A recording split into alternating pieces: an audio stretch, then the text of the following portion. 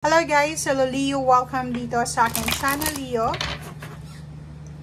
Alamin natin kung ano ang messages, vibration, gabay energy para ito sa linggong ito, simula May 20, 2024 para sa lahat ng Leo.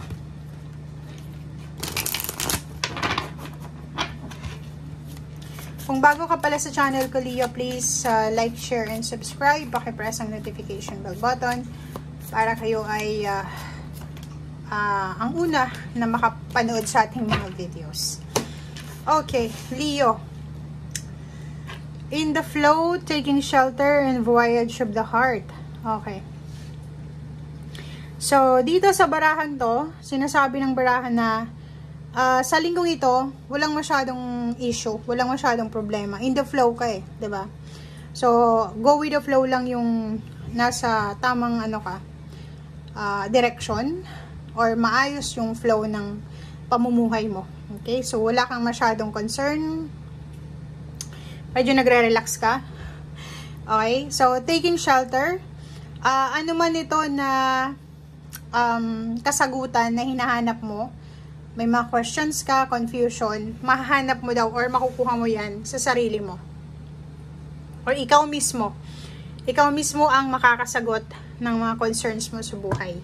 Ikaw mismo ang makakasagot ng mga katanungan mo sa buhay, ng confusion. Okay? So, punong-puno ka ng pagmamahal sa linggong ito. Umaapaw ng pagmamahal, umaapaw ng contentment, umaapaw ng biyaya, or umaapaw ng smooth, walang masyadong issue sa linggong ito.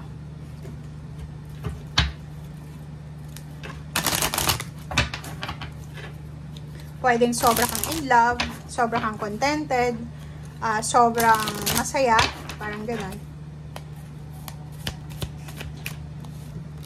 Okay, following your bliss. Diba? Ang galing.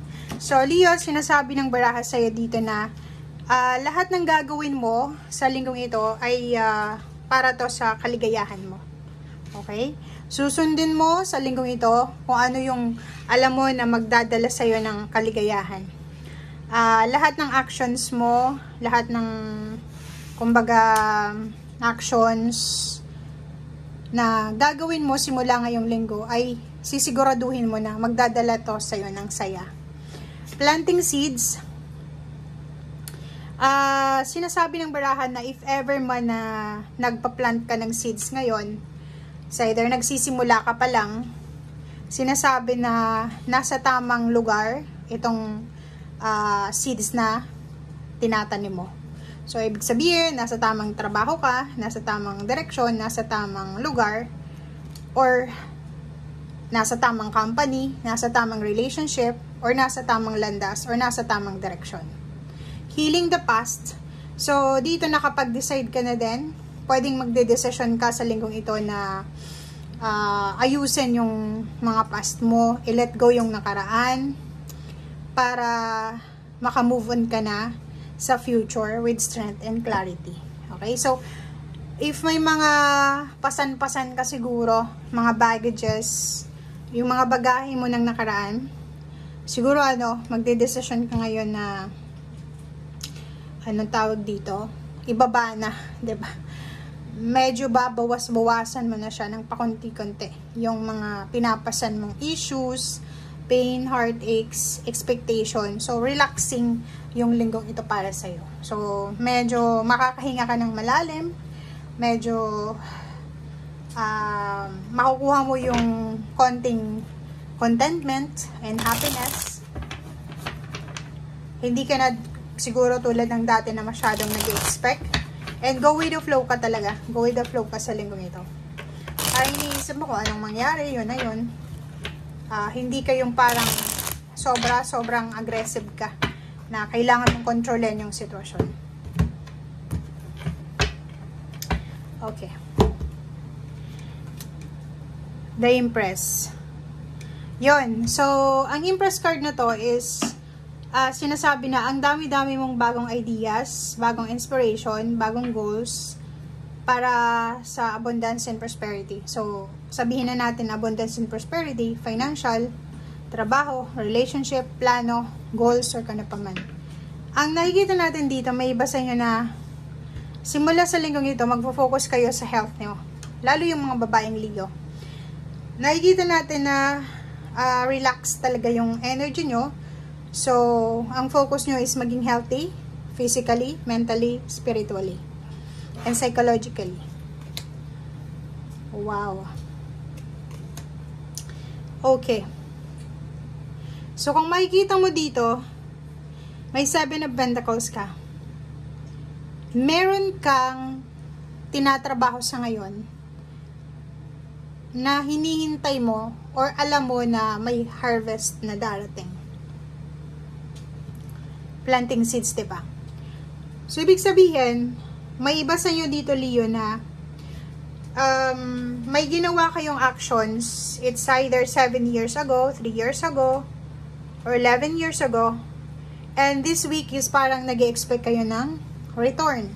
Ng parang harvest season. Parang ganon. So, ang nakikita natin dito is sobra-sobra yung hope mo sa iyong puso.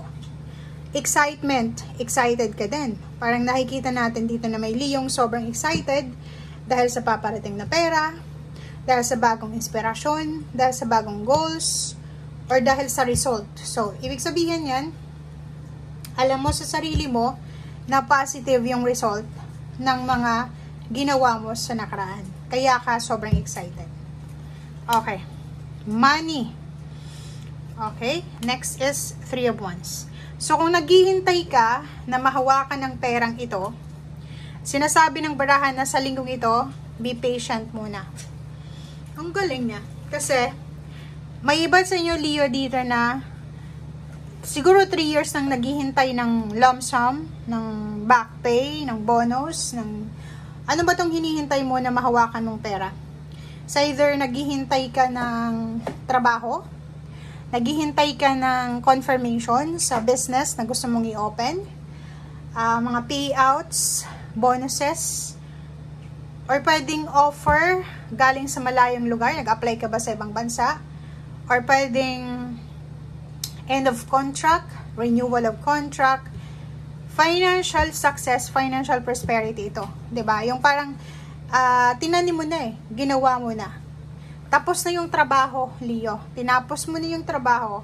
So, ang hinihintay mo ngayon is kung kailan ka makakatanggap ng outcome, ng positive outcome. Sweldo, or pwedeng kung kailan ka magwi-withdraw sa bangko.